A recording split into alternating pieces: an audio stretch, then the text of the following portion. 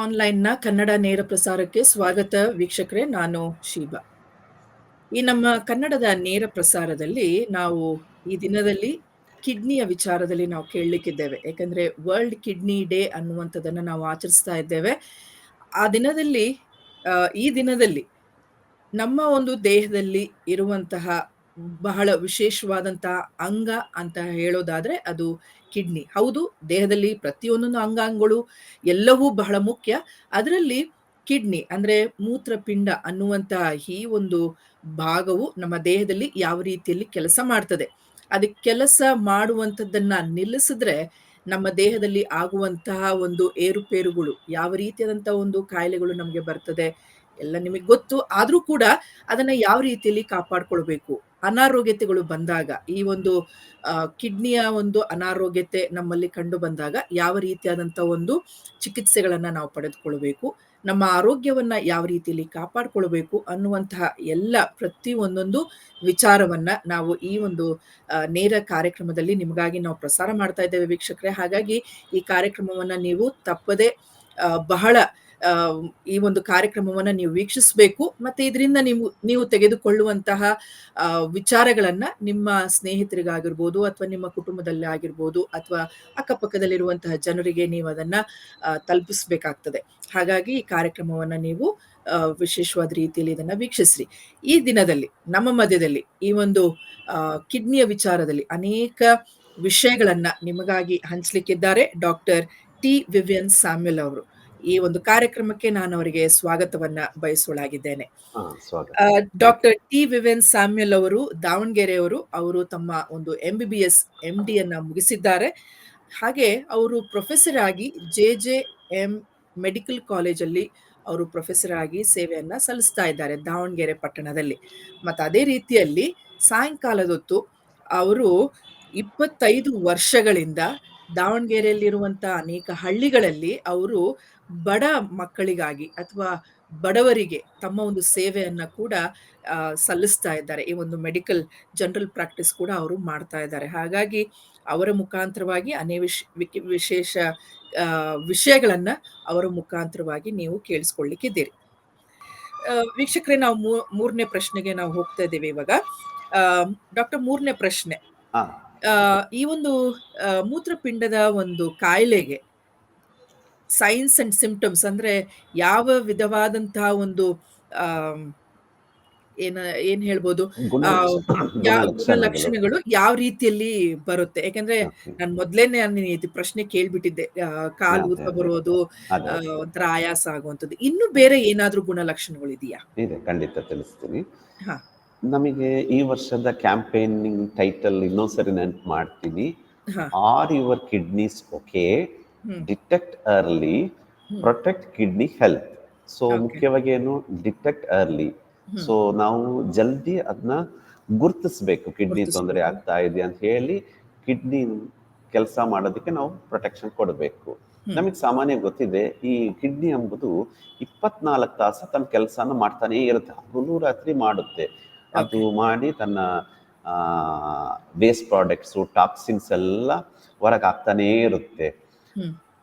Initially ಈ kidney ಡಿಸೀಸಿಗೆ blood test ಮಾಡೋದಂದ್ರ ಯೂರಿಯಾ ಆ್ಯಂಡ್ ಕ್ರಿಯಾಟಿನಿನ್ ಅಂತ ಹೇಳ್ತೀವಿ. ಈ ಯೂರಿಯಾ ಕ್ರಿಯಾಟಿನಿನ್ ಓದಿ ನಾವು ಲ್ಯಾಬಲ್ಲಿ ಟೆಸ್ಟ್ ಮಾಡಬೇಕಾಗುತ್ತೆ. ಬಟ್ ನಾನು ಕೇಳುವ ಗುಣಲಕ್ಷಣಗಳು ನಾವು ಮನೆಯಲ್ಲೇ ನೋಡ್ಕೋಬಹುದು, ಗಮನಿಸಬಹುದು. ಸೊ ಈ ಗುಣಲಕ್ಷಣಗಳು ವ್ಯತ್ಯಾಸ ಕಂಡು ಬಂದರೆ ನಾವು ಖಂಡಿತವಾಗಿ ಡಾಕ್ಟರ್ ಹತ್ರ ಹೋಗಿ ಸಲಹೆ ಪಡಬೇಕು.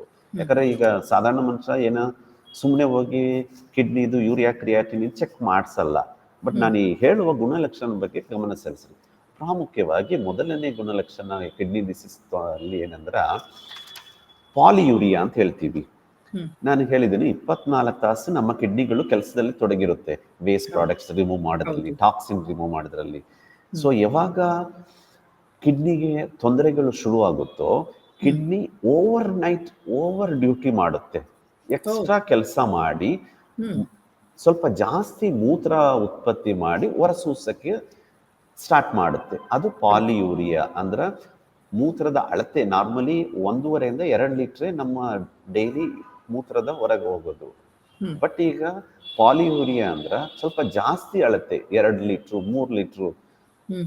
ಅಷ್ಟು ಮೂತ್ರ ದಿವಸ ದೇಹದಿಂದ ಹೊರಗೆ ಹೋಗುತ್ತೆ. ಯಾಕಂದ್ರೆ ಕಿಡ್ನಿ ಸ್ವಲ್ಪ ಜಾಸ್ತಿ ಕೆಲಸ ಮಾಡಕ್ ಶುರು ಮಾಡಿಬಿಟ್ಟುತ್ತೆ. ಓಕೆ. ಇನ್ನೊಂದು ಏನಂದ್ರ ನಾಕ್ಚೂರಿಯಾ. ಹ್ಮ್. ನಾಕ್ಚೂರಿಯಾ ಅಂದ್ರ ಸಾಧಾರಣ ನಾವು ರಾತ್ರಿ ಮೂತ್ರ ರಾತ್ರಿ ಮಾಡಿ ಹೊತ್ತು. ಮಲಗಿದ್ರೆ ಬೆಳಗ್ಗೆನೆ ಎದ್ದು ಮೂತ್ರ ಮಾಡೋದು. ಹಾ. ಬಟ್ ಈಗ ಈ ಕಿಡ್ನಿ ಡಿಸೀಸ್ ಇರೋರಿಗೆ ಹ್ಮ್. ಒಂದು 4 ಇಲ್ಲ 5 ಪಟ್ಟಿ ನಿದ್ದೆಗೆಟ್ಟು ಹೋಗಿ ಮೂತ್ರ ಮಾಡ್ತಾರೆ. 4-5 ಸರಿ ಎದ್ದು ಹೋಗಿ ರಾತ್ರಿ ಮೂತ್ರ ಮಾಡ್ತಾರೆ. ಸೊ ಹ್ಮ್. ಇದನ್ನ ಬರೀ ಕಿಡ್ನಿ ಡಿಸೀಸ್ ಅಂತ ಅಷ್ಟೇ ತಿಳ್ಕೊಬಾರ್ದು. ರಾತ್ರಿ ಜಾಸ್ತಿ ತರ ಮೂತ್ರ ಹೋದ್ರೆ ಡಾಕ್ಟರ್ ಹೇಳಿದ್ದಾರೆ ಸೊ ಇದು ಬರೀ ಕಿಡ್ನಿ ಡಿಸೀಸ್ ಶುರು ಆಗಿತ್ತು, ಇಲ್ಲ. ಹ್ಮ್. ಕೆಲವೊಬ್ಬರಿಗೆ ಒಂದು ರೂಢಿ ಇರುತ್ತೆ. ರಾತ್ರಿ ಹೌದು. ಮಲಗಕ್ಕೆ ಒಂದು 8 ಗಂಟೆ ಮೇಲೆ ಊಟ ಆದ್ಮೇಲೆ ಜಾಸ್ತಿ ನೀರು ಕುಡಿದ್ಬಿಡ್ತಾರೆ. ಸೊ ಹೌದು. ಅವರಿಗೂ ಒಂದು ರಾತ್ರಿ ನಿದ್ದೆಗೆಟ್ಬಿಟ್ಟು ಮೂತ್ರ ಮಾಡೋ ಅಭ್ಯಾಸ ಇರೋದು, ಅದೊಂದು ಅಭ್ಯಾಸ ಅದು. ಇಲ್ಲ ಹೌದು. ಈ ಡಯಾಬಿಟಿಸ್ ಇದ್ದವರಿಗೂ ಮೂತ್ರ ಜಾಸ್ತಿ ಹೋಗುತ್ತೆ, ಜಾಸ್ತಿ. ಪಾಲಿಯೂರಿಯಾ ಅಂತ ಹೇಳ್ತೀವಿ. ಹೌದು. ಸೊ ಹ್ಮ್. ಅದು ಹ್ಮ್. ಒಂದು ಕಾರಣ ಇರಬಹುದು ರಾತ್ರಿ ಹ್ಮ್. ಟೈಮ್. ಇನ್ನೂ ಒಂದು ಕಾರಣ ಈ ತಣ್ಣಗಿರೋ ಸೀಸನ್, ಕೋಲ್ಡ್ ಕ್ಲೈಮೇಟ್ ಅಂತ ಹೇಳ್ತೀವಲ್ಲ, ಹ್ಮ್. ಹ್ಮ್. ಹ್ಮ್. ಚಳಿಗಾಲದಲ್ಲಿ ನಮಗೆ ರಾತ್ರಿ ಕೆಲವೊಂದ್ಸರಿ ಮೂತ್ರ ಜಾಸ್ತಿ ಹೋಗುತ್ತೆ. ಹೌದು. ಸೊ ಈಗ ಮೂತ್ರ ಜಾಸ್ತಿ ಹೋಗಿದ ತಕ್ಷಣ ನಾವು ಕಿಡ್ನಿ ಡಿಸೀಸ್ ಅಂತ ಅಷ್ಟೇ ತಿಳ್ಕೊಬಾರ್ದು. ಕೆಲವೊಂದು ಡಿಫ್ರೆನ್ಷಿಯಲ್ ಡಯಾಗ್ನೋಸಿಸ್ ಅಂತ ಹೇಳ್ತೀವಿ, ಅದನ್ನು ನಾವು ಓಕೆ. ಮನಸ್ಸಲ್ಲಿ ಇಟ್ಕೋಬೇಕು. ಸೊ ಮುಖ್ಯವಾಗಿ ಪಾಲಿಯೂರಿಯಾ ಅಂದ್ರೆ ಜಾಸ್ತಿ ಮೂತ್ರ ಹೋಗೋದು, ಜಾಸ್ತಿ ಹೋಗೋದು. ನಾಕ್ಚುರಿಯಾ ಅಂದ್ರೆ ರಾತ್ರಿ ಟೈಮ್ ರಾತ್ರಿ ಜಾಸ್ತಿ ಹೊತ್ತು. ಮೂತ್ರ ಹೋಗೋದು. ಸೊ ಅದು ಮೊದಲನೇ ಸೈನ್. ಎರಡನೇದು ಬಂದು ಪ್ರೋಟೀನ್. ಅಂದ್ರ ಮೂತ್ರವು ನೊರೆಯಿಂದ ಕೂಡಿರುತ್ತೆ. ಹ್ಮ್. ಅಂದ್ರ ಪ್ರೋಟೀನ್ ಇನ್ ಯೂರಿನ್. ಅಂದ್ರೆ ಹ್ಮ್. ಸಾಧಾರಣ ನಾವು ಮೂತ್ರ ಮಾಡುವಾಗ, ಕಮ್ಮೋಡಲ್ಲಿ ಮೂತ್ರ ಮಾಡುವಾಗ ಅದು ನೊರೆ ಏನು ಕಾಣಿಸ್ಕೊಳ್ಳಲ್ಲ. ಹೌದು. ಯಾವಾಗ ನಮಗೆ ಕಿಡ್ನಿ ಡ್ಯಾಮೇಜ್ ಆಗಿ ಪ್ರೋಟೀನ್ ಲೀಕ್ ಆಗುತ್ತೋ, ಹೊರ ಹ್ಮ್. ಸೂಸ್ತಾ ಇರುತ್ತೋ, ಹ್ಮ್. ಹ್ಮ್. ಅವಾಗ ನೊರೆ ಉತ್ಪತ್ತಿ ಆಗುತ್ತೆ. ನಾವು ಕಮ್ಮೋಡಲ್ಲಿ ಮೂತ್ರ ಮಾಡಿ ಫ್ಲೆಶ್ ಹ್ಮ್. ಒತ್ತಿದಾಗ ಹಾ. ಫ್ಲೆಶ್ ಮಾಡಿದ ಮೇಲೂ ನೊರೆಗಳು ಅಲ್ಲೇ ಉಳ್ಕೊಳ್ಳುತ್ತೆ. ಓಕೆ. ಹ್ಮ್. ಹ್ಮ್. ಕ್ಲೀನ್ ಆಗಿ ಕಮೋಡಲ್ಲಿ ಫ್ರೆಶ್ ಆಗಲ್ಲ. So okay. ಅವಾಗ ನಾವು ತಿಳ್ಕೊಬೇಕು ನಮ್ಮ ಕಿಡ್ನಿಗೆ ಏನೋ ತೊಂದರೆ ಶುರುವಾಗಿದೆ ಅಂತ ಹ್ಮ್. ನಮ್ಮ ಡಾಕ್ಟರ್ ಸಲಹೆ ತಗೋಬೇಕು. ನಾನು ಅವಾಗಲೇ ಹೇಳಿದ ತನಕ ತರ ಮೂತ್ರದಲ್ಲಿ ಪ್ರೋಟೀನ್ ಹೋಗೋದನ್ನ ನಾವು ಡಿಪ್ ಸ್ಟಿಕ್ ಮೆಥಡ್ ಯೂಸ್ ಮಾಡಬೇಕು. ಹೌದು. ಸೊ ಹ್ಮ್. ಅದು ಆಲ್ಬುಮಿನ್ ಯೂರಿಯಾ ಅಂತ ಹೇಳ್ತೀವಿ. ಹ್ಮ್. ನಾರ್ಮಲ್ ಆಗಿ 30 ಮಿಲಿಗ್ರಾಮ್ಸ್ ಪರ್ ಡೇ ಆಲ್ಬುಮಿನ್ ಹೋದ್ರೆ ನಾರ್ಮಲ್. ಹ್ಮ್. 30ಕ್ಕಿಂತ ಕೆಳಗೆ 30ರಿಂದ 300 ಮಿಲಿಗ್ರಾಮ್ಸ್ ಆಫ್ ಇದು ಹೋಯ್ತು ಅಂದ್ರೆ ಅದೇ. ಆಲ್ಬುಮಿನ್ ಇದ್ರೆ ಮೈಕ್ರೋ ಆಲ್ಬುಮಿನ್ ಯೂರಿಯಾ ಅಂತ ಹೇಳ್ತೀವಿ. 300 ಮಿಲಿಗ್ರಾಮ್ಗಿಂತ ಜಾಸ್ತಿ ಮೂತ್ರದಲ್ಲಿ ಪ್ರೋಟೀನ್ ಹೋಗ್ಬಿಟ್ರೆ ಪ್ರೋಟೀನ್ ಯೂರಿಯಾ ಅಂತ ಕರಿತೀವಿ. ಸೊ ಹ್ಮ್. ಫಸ್ಟ್ ನಾವು ಈ ಡಿಪ್ ಸ್ಟಿಕ್ ಯೂಸ್ ಮಾಡಿ ಮೈಕ್ರೋ ಆಲ್ಬುಮಿನ್ ಯೂರಿಯಾ ಅಂತ ಮನೆಯಲ್ಲೇ ಕಂಡುಹಿಡಿಬಹುದು. ಆದ್ರಿಂದ ಈ ಪ್ರೋಟೀನ್ ಹೋಗೋದು ಬರೀ ಕಿಡ್ನಿ ತೊಂದರೆಯಿಂದ ಅಷ್ಟೇ ಅಲ್ಲ, ಬಿ ಪಿಯಿಂದಾನು ಪ್ರೋಟೀನ್ಸ್ ಹೋಗುತ್ತೆ, ಶುಗರ್ ಕಂಟ್ರೋಲ್ ಇಲ್ಲ ಅಂದ್ರೂ ಪ್ರೋಟೀನ್ಸ್ ಹೋಗುತ್ತೆ. ಸೊ ನಾವು ಅದ್ರ ಬಗ್ಗೆನೂ ನಾವು ಯೋಚನೆ ಹ್ಮ್. ಮಾಡ್ಕೋಬೇಕು. ಸೊ ಎರಡನೇದು, ಮೂತ್ರ ಮಾಡುವಾಗ ಮೂತ್ರ ನೊರೆಯಿಂದ ಹೌದು. ಕೂಡಿರುತ್ತೆ, ಪ್ರೋಟೀನ್ ಇನ್ ಹ್ಮ್. ಯೂರಿನ್. ಮೂರನೇದಾಗಿ ನೀವು ಅವಾಗಲೇ ಹೇಳಿದ ಪ್ರಕಾರ ಊತ ಹ್ಮ್. ಬರುತ್ತೆ, ಹೌದು. ಅಂದ್ರೆ ಹ್ಮ್. ಎಡಿಮಾ. ಸಾಧಾರಣ ಏನ್ ತಿಳ್ಕೊಳ್ತೀವಿ ನಾವು, ದೂರ ಪ್ರಯಾಣ, ಬಸ್ಸಲ್ಲಿ ಪ್ರಯಾಣ ಹೌದು. ಮಾಡಿ ಬಹಳ ಹೊತ್ತು ಕುತ್ಕೊಂಡು ಪ್ರಯಾಣ ಮಾಡಿದ್ರೆ ಕಾಲಲ್ಲಿ ಒಂದು ಊತ ಬರುತ್ತೆ. ಎಲ್ಲಿ ಎಲ್ಲ ಕಾಣ್ತೀವಿ ಅಂದ್ರೆ ಹ್ಮ್. ಪಾದದಲ್ಲಿ ಮತ್ತು ಹ್ಮ್. ಕಾಲಲ್ಲಿ. ಆ ಊತಗಳು ಬರೀ ಕಿಡ್ನಿ ಡಿಸೀಸ್ ಒಂದೇ ಹ್ಮ್. ಎಂದಲ್ಲ, ನಮಗೆ ಹಾರ್ಟ್ ಡಿಸೀಸ್ ಇದ್ರ, ಲಂಗ್ ಡಿಸೀಸ್ ಇದ್ರೂ ನಮಗೆ ಊತ ಬರುತ್ತೆ. ಸೊ ಈ ಊತ ಬರುವಾಗ ಬರೀ ನಾವು ಬಂದ ತಕ್ಷಣ ಹೇಗೆ ನನ್ನ ಕಿಡ್ನಿ ಡಿಸೀಸ್ ಬಂದಿದೆ ಅಂತ ಯೋಚನೆ ಮಾಡಬಾರ್ದು. ಯಾಕೆ ಈ ಊತ ಬರುತ್ತಂದ್ರ, ಮುಖ್ಯವಾಗಿ ನಮ್ಮ ಕಿಡ್ನಿಗಳು ಎಲೆಕ್ಟ್ರೋಲೈಟ್ಸ್ ಮೇಂಟೈನ್ ಮಾಡುತ್ತೆ, ಸೋಡಿಯಂ, ಹ್ಮ್. ಪೊಟ್ಯಾಷಿಯಂ, ಹ್ಮ್. ಕ್ಯಾಲ್ಸಿಯಂ ಅಂತ. ಯಾವಾಗ ಮೂತ್ರದಲ್ಲಿ ಸೋಡಿಯಮ್ಮು ಎಕ್ಸ್ಕ್ರೀಟ್ ಹ್ಮ್. ಆಗಕ್ಕಾಗಲ್ವೋ, ಈ ಸೋಡಿಯಂ ಎಂಬ ಎಲೆಕ್ಟ್ರೋಲೈಟ್ ನಮ್ಮ ದೇಹದಲ್ಲಿ ಅಲ್ಲಲ್ಲೇ ಸೆಟ್ಲ್ ಆಗಕ್ಕೆ ಹ್ಮ್. ಹ್ಮ್. ಶುರುವಾಗುತ್ತೆ. ಎಲ್ಲಿ ಸೋಡಿಯಂ ಇರುತ್ತೋ ಅಲ್ಲಿ ನೀರು ಅದನ್ನ ಬೆನ್ನತ್ಕೊಂಡು ಹೋಗ್ತದೆ. ಓಕೆ. ಸೊ ಹ್ಮ್. ನಾರ್ಮಲ್ ಆಗಿ ಸೋಡಿಯಂ ಎಕ್ಸ್ಕ್ರೀಟ್ ಹ್ಮ್. ಹ್ಮ್. ಆಗಬೇಕು. ಯಾವಾಗ ಸೋಡಿಯಂ ಎಕ್ಸ್ಕ್ರೀಟ್ ಆಗಲ್ವೋ, ನೀರು ರಿಟೆನ್ಷನ್ ಆಗುತ್ತೆ, ನಮ್ಮ ದೇಹದಲ್ಲಿ ನೀರು ಹ್ಮ್. ಹ್ಮ್. ಉಳ್ಕೊಂಡ್ಬಿಡುತ್ತೆ. ಸೊ ಎಲ್ಲೆಲ್ಲಿ ಉಳ್ಕೊಳ್ಳುತ್ತೋ ಅದು ಇಂಟರ್ಸ್ಟಿಷಿಯಲ್ ಫ್ಲೂಯಿಡ್ ಅಂತ ಹೇಳ್ತೀವಿ. ಸೆಲ್ಗಳ ಮಧ್ಯೆ ಹೋಗಿ ನೀರು ಹ್ಮ್. ತುಂಬ್ಕೊಂಡ್ಬಿಡುತ್ತೆ. ಅದೇ ನಮಗೆ ಊತವಾಗಿ ಓಕೆ. ಕಾಣಿಸೋದು. ಯಾತಕ್ಕೋಸ್ಕರ? ಸೋಡಿಯಮು ಸರಿಯಾಗಿ ಎಕ್ಸ್ಕ್ರೀಟ್ ಆಗ್ತಿಲ್ಲ, ಹೊರಗೆ ಹೋಗ್ತಾ ಇಲ್ಲ. ಆವಾಗ ಬಾವು ಸೋಡಿಯಂ ಬರುವಂತದ್ದು. ಇಂಬ್ಯಾಲೆನ್ಸ್, ಹ್ಮ್. ಬಾವು ಹ್ಮ್. ಹ್ಮ್. ಬರುತ್ತೆ. ಸೊ ಅದು ನೆನ್ಪಿಟ್ಕೋಬೇಕು. ಓಕೆ. ನಮಗೆ ಊತ ಬಂತು ಕಾಲು, ಪಾದದಲ್ಲಿ. ಇನ್ನೂ ಒಂದು ಜಾಗ ಅಂದ್ರೆ ನಮ್ಮ ಕಣ್ಣಿನ ಹ್ಮ್. ಹ್ಮ್. ಸುತ್ತಲೂ. ಹ್ಮ್. ಬೆಳಿಗ್ಗೆ ಎದ್ದಾಗ ಕಣ್ ತೆಗೆಯಕ್ಕಾಗಲ್ಲ, ಕಣ್ ಸುತ್ತಲೂ ಊತ ಓಕೆ. ಬಂದಿರುತ್ತೆ. ಅದು ಒಂದು ಕಾರಣ ನಮಗೆ ಕಿಡ್ನಿ ಡಿಸೀಸ್ ಶುರುವಾಗಿದೆಯೋ ಅಂತ ನಮಗೆ ಓಕೆ. ಗೊತ್ತಾಗೋದಕ್ಕೆ. ಆಮೇಲೆ 4ನೇದು ಬಂದು ಸುಸ್ತು. ನೀವು ಹೇಳಿದ್ರಿ ಅವಾಗಲೇ ಹೌದು. ಸುಸ್ತಾಗಬಹುದು ಅಂತ. ಇಲ್ಲ ವೀಕ್ನೆಸ್, ಇಲ್ಲಾಂದ್ರೆ ಸುಲಭವಾಗಿ ಸುಸ್ತಾಗೋದು. ಸಾಧಾರಣ ನಮ್ಮ ಮನುಷ್ಯರು ಹೆಂಗಂದ್ರೆ ಸ್ವಲ್ಪ ಜಾಸ್ತಿ ಕೆಲ್ಸ ವರ್ಕ್ ಮಾಡಿದಾಗ. ಮಾಡಿದ್ರ, ಜಾಸ್ತಿ ನಡೆದ್ರ, ಕೆಲಸ ಮಾಡಿದ್ರೆ ಅಷ್ಟೇ ನಾವು ಹೌದು. ಸುಸ್ತಾಗ್ತೀವಿ. ಬಟ್ ಇಲ್ಲಿ ನಾವು ಕಿಡ್ನಿ ಡಿಸೀಸ್ ಇರುವಾಗ ಸುಲಭವಾಗಿ ಸುಸ್ತಾಗ್ತೀವಿ. ಯಾತಕ್ಕೆ? ಮುಖ್ಯವಾಗಿ ಅನಿಮಿಯಾ. ಹ್ಮ್. ನಾನು ಮೊದಲೇ ಕಿಡ್ನಿ ಫಂಕ್ಷನ್ ಹೌದು. ಹೇಳುವಾಗ, ಒಂದು ಕಿಡ್ನಿ ಫಂಕ್ಷನ್ ಬಂದು RBC. RBC ರಕ್ತ ಕಣಗಳು ಉತ್ಪತ್ತಿ ಮಾಡೋದಕ್ಕೆ ಕಿಡ್ನಿಯಲ್ಲಿ ಎರಿಥ್ರೋಪೊಯಿಟಿನ್ ಕರೆಕ್ಟ್. ಬೇಕು ಅಂತ. ಕಿಡ್ನಿ ಡ್ಯಾಮೇಜ್ ಆದಾಗ ಎರಿಥ್ರೋಪೊಯಿಟಿನ್ ಉತ್ಪತ್ತಿ ಆಗಲ್ಲ. ಸೊ RBC ಕೌಂಟ್ ಕಡಿಮೆ ಆಗುತ್ತೆ. ಸೊ ಅದು ಅನಿಮಿಯಾ ಆಗುತ್ತೆ. ಈ ಅನಿಮಿಯಾ ಅಂದ್ರೆ ನಮಗೆ ಗೊತ್ತಿದೆ, ನಾವು ಮನುಷ್ಯ ಸಾಧಾರಣ ಸುಸ್ತಾಗ್ತೀವಿ. ಅಲ್ಲದೆ ಕಿಡ್ನಿ ಫಂಕ್ಷನ್ ಕಮ್ಮಿ ಆಗಿದ ತಕ್ಷಣ ಈ ಮೆಟಬೊಲೈಟ್ ಎಂಡ್ ಪ್ರಾಡಕ್ಟ್ ಇದೆಯಲ್ಲ, ಟಾಕ್ಸಿನ್ ಅಂತ, ಅವು ಎಲ್ಲ ನಮ್ಮ ದೇಹದಲ್ಲೇ ಅಲ್ಲಲ್ಲೇ ಉಳ್ಕೊಂಡ್ಬಿಡುತ್ತೆ. ಅದು ನಮಗೆ ಬಹಳ ಸುಸ್ತನ್ನು ತಂದು ಕೊಡ್ತೈತಿ. ಸೊ ಬಹಳ ಕೆಲಸ ಮಾಡಿದ್ರೇ ಸುಸ್ತಾಗಬೇಕಂತಿಲ್ಲ, ಸುಲಭವಾಗಿ ಸಣ್ಣ ಪುಟ್ಟ ಕೆಲಸ ಮಾಡಿದ್ರು ನಮಗೆ ಸುಸ್ತಾಗುತ್ತೆ. ಅದು ಪ್ರಾಮುಖ್ಯವಾಗಿ ಅನಿಮಿಯಾ ಅಂತ. 5ನೇದು ಶಾರ್ಟ್ನೆಸ್ ಆಫ್ ಬ್ರೆತ್. ಅದೇನಂದ್ರ ಸ್ವಲ್ಪ ನಡೆದ್ರು ನಮಗೆ ಉಸಿರಾಟ ಕಟ್ಕೊಳ್ಳುತ್ತೆ, ಉಸಿರಾಟ ಕಟ್ಟುತ್ತೆ. ಅದು ಮುಖ್ಯ ಕಾರಣ ಈ ಅನಿಮಿಯಾನೇ. ಇನ್ನೊಂದು ಏನು ಕಾರಣ ಅಂದ್ರ, ಈಗ ನಾನು ಹೇಳಿದ ಪ್ರಕಾರ ಕಿಡ್ನಿ ಡಿಸೀಸ್ ಅಲ್ಲಿ ಈ ಸೋಡಿಯಂ ಎಕ್ಸ್ಕ್ರೀಟ್ ಆಗಲ್ಲ. ಸೋಡಿಯಂ ನಮ್ಮ ದೇಹದಲ್ಲೇ ಉಳ್ಕೊಂಡ್ಬಿಡುತ್ತೆ. ಅದು ಉಳ್ಕೊಂಡಿದ ತಕ್ಷಣ ನೀರು ಅದ್ರ ಜೊತೆ ಬೆನ್ನತ್ಕೊಂಡು ಹೋಗ್ಬಿಡುತ್ತೆ. ಸೊ ನಮ್ಮ ಪಾದದಲ್ಲಿ ಆಗುತ್ತೆ, ಕಾಲು ಊತ ಬರುತ್ತೆ, ಕಣ್ಣು ಊತ, ಇವೆರಡು ನಮಗೆ ಕಣ್ಣಿಗೆ ಕಾಣುವಂಥದ್ದು. ಅಲ್ಲದೆ ಈ ನೀರು ಈವನ್ ನಮ್ಮ ಲಂಗ್ಸ್ ಸುತ್ತಲೂ ಸೇರ್ಕೊಂಡ್ಬಿಡುತ್ತೆ. ಸೊ ನಮ್ಮ ಶ್ವಾಸ ಲಂಗ್ಸ್ ಎಕ್ಸ್ಪ್ಯಾಂಡ್ ಆಗಲ್ಲ. ಸೊ ಅದರಿಂದನೇ ಶಾರ್ಟ್ನೆಸ್ ಆಫ್ ಬ್ರೆತ್, ಸ್ವಲ್ಪವಾಗಿ ನಡೆದ್ರು ಉಸಿರು ಕಟ್ಟುತ್ತೆ. ಯಾಕೆ ಅಂದ್ರೆ ಈ ಕಿಡ್ನಿ ಡಿಸೀಸ್ ಅಲ್ಲಿ ನೀರಿನ ಅಂಶ ನಮ್ಮ ಲಂಗ್ಸ್ ಸುತ್ತಲೂ ಸೇರ್ಕೊಂಡ್ಬಿಡುತ್ತೆ. ಸೊ ಲಂಗ್ಸ್ ಎಕ್ಸ್ಪ್ಯಾಂಡ್ ಆಗೋದಕ್ಕೆ ಕಷ್ಟ ಇರೋದ್ರಿಂದ ನಮಗೆ ಸ್ವಲ್ಪ ನಡೆದ್ರು ಆಯಾಸ ಆಗುತ್ತೆ, ಉಸಿರು ಕಟ್ಟುತ್ತೆ. ಅದು 5ನೇ ವಿಷಯ. 6ನೇ ಸೈನ್ಸ್ ಅಂಡ್ ಸಿಂಪ್ಟಮ್ಸ್ ಅಂದ್ರೆ ಡ್ರೈ ಆ್ಯಂಡ್ ಇಚ್ಚಿ ಸ್ಕಿನ್, ಮೀನ್ಸ್ ಒಣ ಮತ್ತು ತುರ್ಕೆ ಚರ್ಮ. ಇದು ಸ್ವಲ್ಪ ನಿಮಗೆ ವಿಭಿನ್ನವಾಗಿ ಕಾಣುತ್ತೆ. ಇದೇನು ಕಿಡ್ನಿ ಡಿಸೀಸ್ಗೆ ಚರ್ಮ ತೊಂದರೆ ಕೊಡುತ್ತಂತಾರಲ್ಲ ಡಾಕ್ಟ್ರು ಅಂತ. ಅದು ನಿಜ.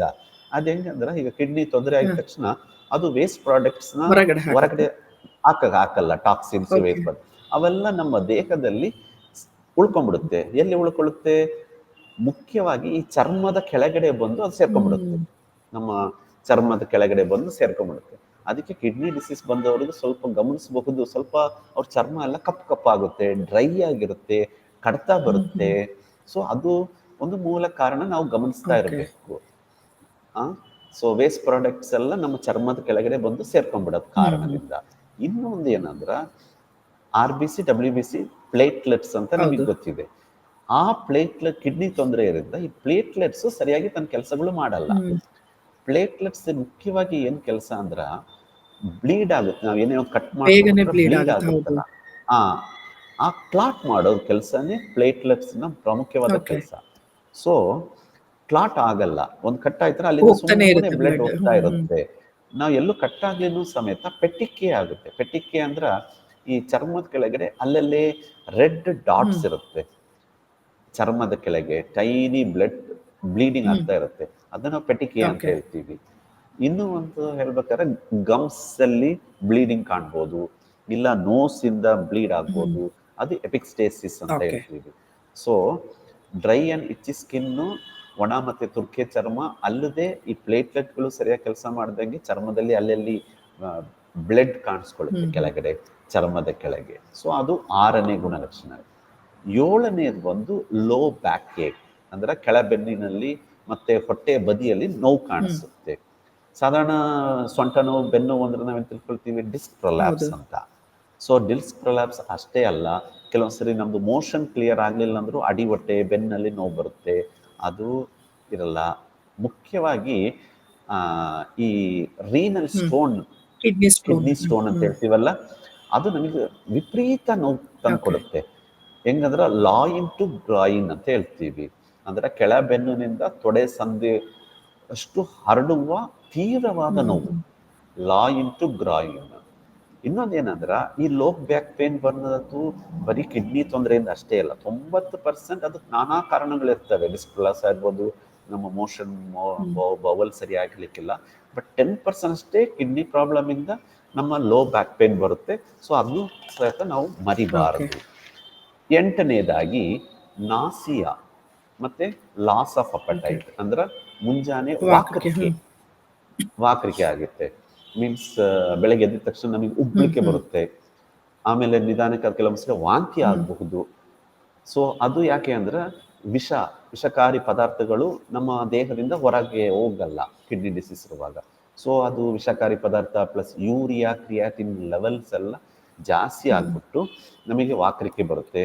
ಆಮೇಲೆ ಹಸಿವಾಗಲ್ಲ, ಊಟ ಸೇರಲ್ಲ. ಅದು ಬಂದು 8ನೇ ಸೈನ್ಸ್ ಅಂಡ್ ಸಿಂಪ್ಟಮ್. 9ನೇದು ಬಂದು ಮಲಗಲು ತೊಂದರೆ ಆಗುತ್ತೆ. ಯಾಕಂದ್ರೆ ಸ್ಲೀಪ್ ಡಿಸ್ಟರ್ಬೆನ್ಸ್. ಯಾಕೆ ನಾನು ಆಗಲೇ ಹೇಳಿದ್ದೀನಿ, ಪದೇ ಪದೇ ಹೋಗಿ ಮೂತ್ರ ಮಾಡೋದು, ಮತ್ತೆ ನಮಗೆ ಹೊಟ್ಟೆ ಅಪ್ಸೆಟ್ ಆಗಿ. ಯಾಕೆ ಹೊಟ್ಟೆ ಅಪ್ಸೆಟ್ ಆಗುತ್ತೆ ಅಂದ್ರೆ ಈ ಟಾಕ್ಸಿನ್ಸ್ ಎಲ್ಲ ಎಕ್ಸ್ಕ್ರೀಟ್ ಆಗಲ್ಲ, ವಿಷ ಪದಾರ್ಥಗಳು ಮೂತ್ರದಿಂದ ಹೊರಗೆ ಸೂಸಕ್ಕಾಗಲ್ಲ. ಸೊ ಅವೆಲ್ಲ ನಮ್ಮ ದೇಹದಲ್ಲಿ ಅಕ್ಯುಮುಲೇಟ್ ಆಗಿಬಿಟ್ಟು ಟಾಕ್ಸಿನ್ಸ್ ಇರೋದು ಪ್ಲಸ್ ಜಾಸ್ತಿ ಎದ್ದು ನಿದ್ದೆಗೆಟ್ಟು ಮೂತ್ರ ಮಾಡಿದ್ರೆ ಸ್ಲೀಪ್ ಡಿಸ್ಟರ್ಬೆನ್ಸ್ ಖಂಡಿತ ಕಾಣ್ತೀವಿ. 10ನೇದು ವಿಷಯ ಏನಂದ್ರೆ ಮಸಲ್ ಕ್ರಾಂಪ್ಸ್, ಅಂದ್ರೆ ಮಸಲ್ ಟ್ವಿಚ್. ಒಂದು ಫಂಕ್ಷನ್ ಏನಂತ ಹೇಳಿದ್ರೆ ಎಲೆಕ್ಟ್ರೋಲೈಟ್ ಬ್ಯಾಲೆನ್ಸ್ ಅಂತ ಹೇಳಿ, calcium, phosphorus, vitamin D, sodium ಎಲ್ಲ ನಮ್ಮ ಕಿಡ್ನಿನೇ ಬ್ಯಾಲೆನ್ಸ್ ಮಾಡ್ತಾ ಇರುತ್ತೆ. ಯಾವಾಗ ಕಿಡ್ನಿಗೆ ಡ್ಯಾಮೇಜ್ ಆಗಿರುತ್ತೋ ಈ ಎಲೆಕ್ಟ್ರೋಲೈಟ್ಸ್ ಇಂಬ್ಯಾಲೆನ್ಸ್ ಆಗಿಬಿಡುತ್ತೆ. ಸೊ ಮಸಲ್ ಕಾಂಟ್ರಾಕ್ಷನ್ ಅದು ಸರಿ ಆಗಲ್ಲ. ಸೊ ಮಸಲ್ ಕ್ರಾಂಪ್ಸ್ ಅಂದ್ರೆ ಕಾಲು ನೋವು. ರಾತ್ರಿ ಕೆಲವೊಬ್ರು ಹೇಳ್ತಾರೆ ನಾನು ಮಲಗಿದಾಗ ಮೀನ್ ಖಂಡದಲ್ಲಿ ನೋವು ಬರ್ತಾ ಇದೆ, ಅದು ಒಂದು ಲಕ್ಷಣನೇ. ಮತ್ತೆ 11ನೇ ಕೊನೆಯದಾಗಿ ಹೇಳುವುದಾದರೆ ಮೂತ್ರದಲ್ಲಿ ಕೆಲವೊಮ್ಮೆ ರಕ್ತ ಕಾಣುತ್ತೆ, ಹೆಮಚೂರಿಯಾ ಅಂತ ಹೇಳ್ತೀವಿ. ಸೊ ಇದು ಯಾವಾಗಂದ್ರೆ ನಮ್ಮ RBC ಇಲ್ಲ ಬ್ಲಡ್ ನಮ್ಮ ಮೂತ್ರದಲ್ಲಿ ಹೋಗುವಾಗ ಹೆಮಚೂರಿಯಾ ಅಂತೀವಿ. ಇದು ಮೇನ್ ಆಗಿ ಸ್ವಲ್ಪ ಕೊನೆ ಸ್ಟೇಜ್. ಇದು ಬೇಕಾದ್ರೆ ಕ್ಯಾನ್ಸರ್ ಇರಬಹುದು, ಅಂದ್ರೆ ಕಿಡ್ನಿ ಕ್ಯಾನ್ಸರು ಇಲ್ಲ ಕಿಡ್ನಿ ಸ್ಟೋನು ಇಲ್ಲ ಮೂತ್ರದಲ್ಲಿ ನಂಜಾಯ್ತಂದ್ರೆ ಮೂತ್ರದಲ್ಲಿ ರಕ್ತ ಹೋಗುತ್ತೆ. ಸೊ ಇದು ಒಂದು ಹಲವಾರು ಗುಣಲಕ್ಷಣಗಳು. ಸೊ ನಾವು ಈ ಯಾವ್ದಾದ್ರು ಗುಣಲಕ್ಷಣಗಳು ಕಂಡು ಬಂದ್ರೆ ನಾವು ಖಂಡಿತವಾಗಿ ಡಾಕ್ಟರ್ ಸಲಹೆ ತಗೋಬೇಕು. ಏನಾದ್ರೂ ನಮಗೆ ಕಿಡ್ನಿ ತೊಂದರೆ, ಡಾಕ್ಟರ್ ಆಮೇಲೆ ಅವ್ರು ಯೂರಿಯಾ ಕ್ರಿಯಾಟಿನ್ ಪರೀಕ್ಷೆ ಮಾಡಿ ಅವ್ರು ಅದ್ರದ್ದು ಟ್ರೀಟ್ಮೆಂಟ್. ಡಾಕ್ಟ್ರೆ, ನೀವೆಲ್ಲ ಹೇಳ್ತಾ ಇದ್ರೆ ನಮಗೆ ದಿನನಿತ್ಯದಲ್ಲಿ ಆಗುವಂತಹ ಕಾರ್ಯಗಳು ನೆನಪು ಬರ್ತಾ ಇದೆ.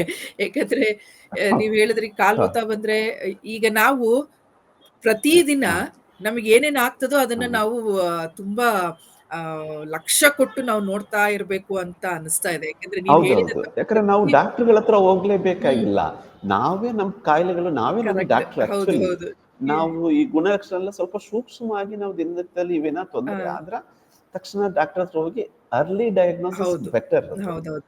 ಲೇಟ್ ಆಗಿ ಕಾಂಪ್ಲಿಕೇಟ್ ಆಗತ್ತೆ ಹೋಗೋದಕ್ಕಿಂತ. ಸೊ ಇವೆಲ್ಲ ನಾವು ಗುಣಲಕ್ಷಣ ಬಗ್ಗೆ ನಾವು ಯಾವಾಗಲೂ ಗಮನ ಸಲ್ಲಿಸ್ತಾನೆ ಇರ್ಬೇಕು.